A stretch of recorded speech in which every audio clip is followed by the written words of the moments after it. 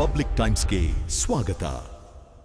ನಾನು ಕಳೆದ ಬಾರಿನೂ ಕೂಡ ಹೇಳಿದ್ದೆ, 40ರಿಂದ 50 ವರ್ಷದವರೆಗೂ ನಮ್ಮ ಕುಟುಂಬ ಇವತ್ತು ಕಾಂಗ್ರೆಸ್ ಪಕ್ಷಕ್ಕೋಸ್ಕರ ಸಾಕಷ್ಟು ಒಂದು ಕೆಲಸ ಮಾಡಿರೋದ್ರಿಂದ ನಾವು ಮಾಡಿದಂಥ ದುಡಿಮೆಗೆ ಕೂಲಿ ಕೊಡಿ ಅಂತ ಕೇಳ್ತಾ ಇದ್ದೀವಿ. ಇವತ್ತು ಆ ಕೆಲಸಕ್ಕೆ ನಮಗೆ ಕೂಲಿಯನ್ನು ಕೊಡಿ ಅಂತ ಕೇಳ್ತಾ ಇದ್ದೀವಿ. ನಮ್ಮ ಮಾವನವರೇ ಕೊನೆಯದಾಗಿ ಈಗೇನು 24 ವರ್ಷದಿಂದ ಅವರು ಸಚಿವರಾಗಿದ್ದರು, ಅದಾದ ನಂತರ ನಮ್ಮ ಹುಲ್ಗುನ್ ಮತಕ್ಷೇತ್ರಕ್ಕೆ ಸಚಿವ ಸ್ಥಾನ ಸಿಕ್ಕಿಲ್ಲ.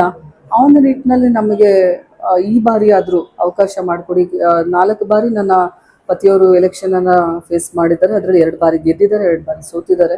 ಅತ್ತೆಯವರು ಕೂಡ ಶಾಸಕಿಯಾಗಿ ಕೆಲಸ ಮಾಡಿದ್ದಾರೆ. ನಾನು ಕೂಡ ಜಿಲ್ಲಾ ಪಂಚಾಯತಿ ಅಧ್ಯಕ್ಷರಾಗಿ ಕೆಲಸ ಮಾಡಿದ್ದೀನಿ. ಜೊತೆಗೆ 1 ಬಾರಿ ಲೋಕಸಭಾ ಅಭ್ಯರ್ಥಿಯಾಗಿ ಕೂಡ ಕಾಂಗ್ರೆಸ್ ಪಕ್ಷಕ್ಕೆ ನಿಂತಿದ್ದೆ.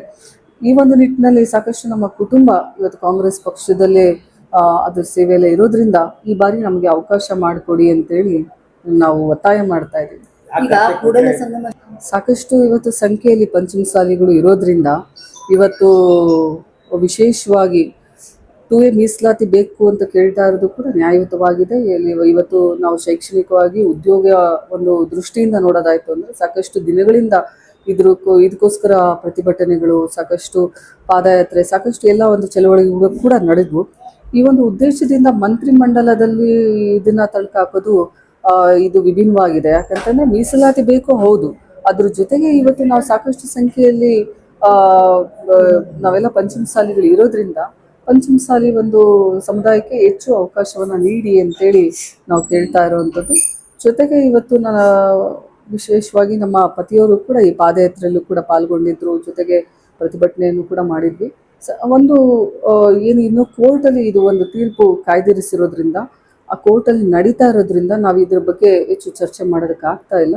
ನಮಗೆ ಮೀಸಲಾತಿನೂ ಬೇಕು, ಸಚಿವ ಸ್ಥಾನನೂ ಬೇಕು, ಎರಡೂ ಕೂಡ ಅವಶ್ಯಕತೆ ಇದೆ ಸಮುದಾಯಕ್ಕೆ. ಆದ್ರೂ ಕೂಡ ಖಂಡಿತವಾಗ್ಲೂ ಈಗ ನಾನು ಆಗ್ಲೇ ಹೇಳ್ದಂಗೆ ಇದು ಕೋರ್ಟಲ್ಲಿ ಇರೋದ್ರಿಂದ ನಾವು ಹೆಚ್ಚು ಇದ್ರ ಬಗ್ಗೆ ಮಾತಾಡೋದು ಈಗ ಅಗತ್ಯ ಅಲ್ಲ. ಈಗೇನು ವಿದ್ಯಮಾನಗಳು ನಡೀತಾ ಇದೆ ಅದ್ರ ಬಗ್ಗೆ ನಾವು ಚರ್ಚೆ ಮಾಡುವಂಥದ್ದು ಸೂಕ್ತ. ಯಾಕಂತಂದ್ರೆ ಇವತ್ತು ಕ್ಯಾಬಿನೆಟ್ ರೀಶಫಲ್ ಆಗ್ತಾ ಇದೆ. ನಮ್ಮ ಸಮುದಾಯಕ್ಕೆ ಒಂದು ಅವಕಾಶ ಕೊಡಿ ಅಂತೇಳಿ ನಾವು ಕೇಳ್ತಾ ಇದ್ದೀವಿ. ಖಂಡಿತವಾಗ್ಲೂ ಮೀಸಲಾತಿ ಪರವಾಗಿ ನಾನಾಗಿರ್ಬೋದು, ನನ್ನ ಪತಿಯವರಾಗಿರ್ಬೋದು, ಆ ಧ್ವನಿ ಇದ್ದೇ ಇರುತ್ತೆ. ನಮ್ಮ ಸಮಾಜಕ್ಕೆ ಇವತ್ತು ನಮ್ಮ ಸಮುದಾಯಕ್ಕೆ ಏನು ನಾವು ಮೊದಲನೇದಾಗಿ ಶೈಕ್ಷಣಿಕವಾಗಿ ಹಾಗೂ ಉದ್ಯೋಗಕ್ಕೋಸ್ಕರ ಮೀಸಲಾತಿ ಬೇಕು ಅಂತ ಕೇಳಿದ್ವಿ. ಅದ್ರ ಜೊತೆಗೆ ಇನ್ನು ಉಳಿದ ಸಮುದಾಯಕ್ಕೂ ಕೂಡ ಎಲ್ಲರಿಗೂ ಸೇರಿಸಿ ನಾವು ಕೇಂದ್ರದಲ್ಲಿ OBC ಸಿಗಲಿ ಅನ್ನುವಂಥದ್ದು ನಮ್ಮ ಒಂದು ಒತ್ತಾಯ.